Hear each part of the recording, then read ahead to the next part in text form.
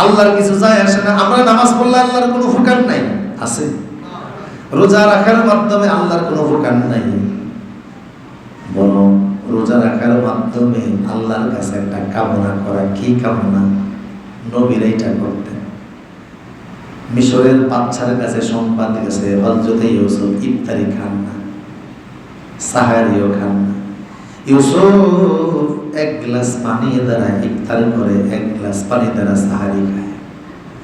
তো দেশের বাচ্চা হযরত ইউসুফকে ডেকে নিয়েছে, ইউসুফ আপনি না ফিনান্স মন্ত্রী, মিনিস্টার, আপনি না অর্থমন্ত্রী, গোটা দেশের সম্পদ আপনার হাতে, জি আপনার কলমের স্বাক্ষর ছাড়া কারো বাড়িতে গম যায় না, কেউ টাকা পয়সা পায় না, জি তাইলে শুনেছি আপনার স্বাক্ষর ছাড়া গোটা দেশের জনগণ গম পায় না, খাবার পায় না, অথচ আপনি নাকি ইফতার করেন এক গ্লাস পানি দ্বারা, আপনি নাকি সাহারি খান এক গ্লাস পানি দ্বারা, কারণ কি?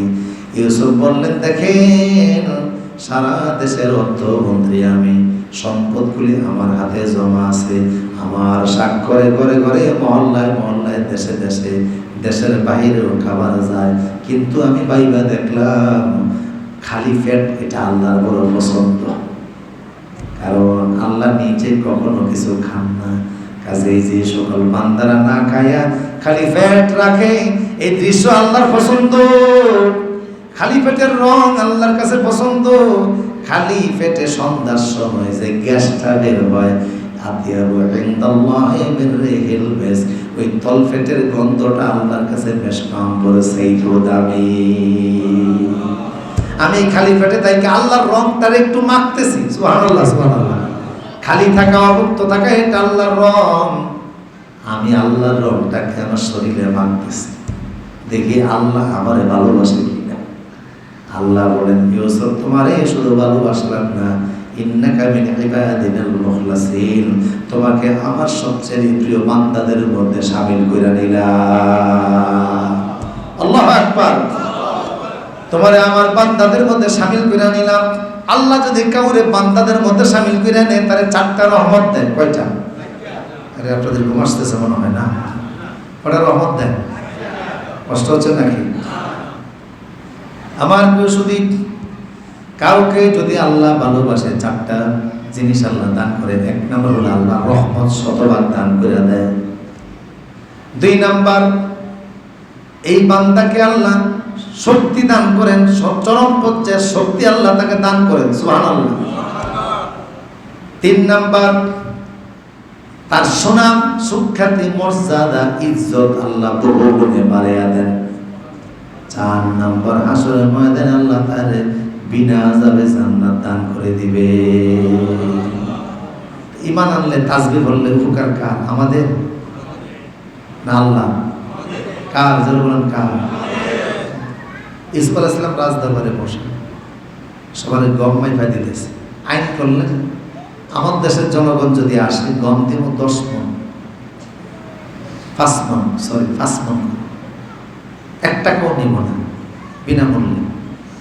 বাহিরের দেশের কেউ যদি আসে তারে গম দিব 5 মণ, তবে সামান্য মূল্যে, অল্প কিছু মূল্যে। তো ওনার দেশের এক নাগরিক এসে বলছে, আমার একটু দেন। তার যদি ইউসুফ লিখে দিলেন, 5 মণ দেন। লোকটা 5 মণ পাওয়ার পরে ইউসুফ নবীর কাছে গিয়ে হাত পাচ্ছে, আর একটু দেন।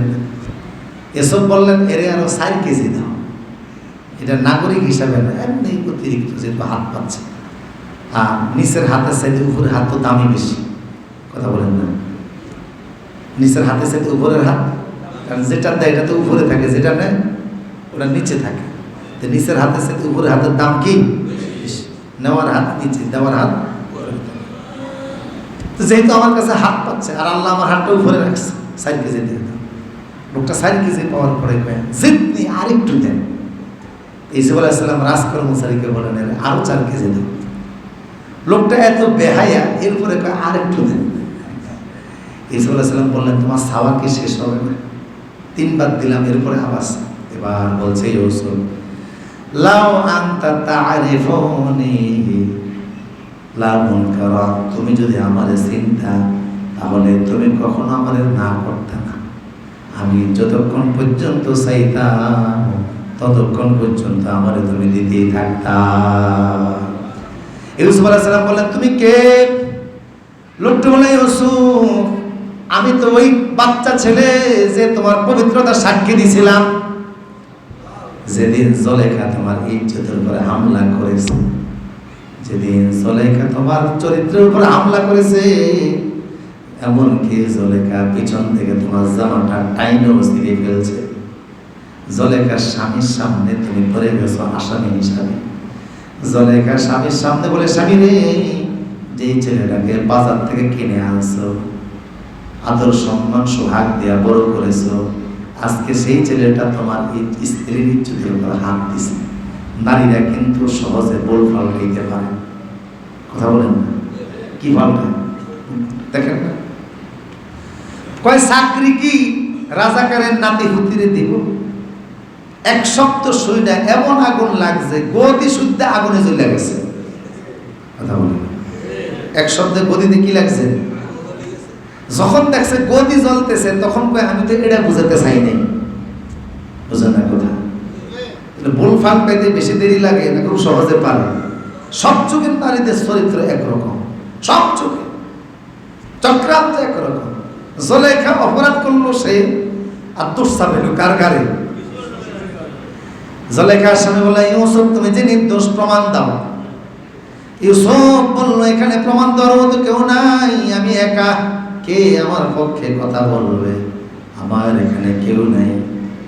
তাৎক্ষণিক ছোট্ট একটা বাচ্চা, জন্মের পর জন্ম নেওয়া বাচ্চা, তরুণের বাচ্চা, কেউ বলেন একদিনের বাচ্চা, কেউ বলে 3 দিনের শিশু বাচ্চা, কথা বলে, ইউসুফ ও আজিজ মিসরের অর্থমন্ত্রী, আমি ইউসুফের ব্যাপারে সাক্ষী দিব। ইউসুফের জামাটা যদি সামনের দিক দিয়ে ছিঁড়া হয়, ইউসুফ দোষী, জামা সাক্ষ্য। ইনকানাত কমিসু কুদ্দা মিন দুবুরিন, আর যদি জামাটা পেছনের দিক দিয়ে ছিঁড়া হয়, ইউসুফ মৃত্যুর জুলেখা দোষী। আল্লাহ বললেন, ইউসুফ, তোমার ইজ্জতের প্রশ্নে জুলেখার বেতনভুক্ত কর্মচারীরা 5টা গোলাম, এরা সরকারি কর্মচারী, এরা তোমার পক্ষে মুখ খুলবে না, তাই একটা বাচ্চারে তোমার পক্ষে মুখ খুলে দিলাম। তো বাচ্চা বলল, পিছনের দিক দিয়ে জামা ছিঁড়া হলে ইউসুফ মৃত্যুর জুলেখা দোষী।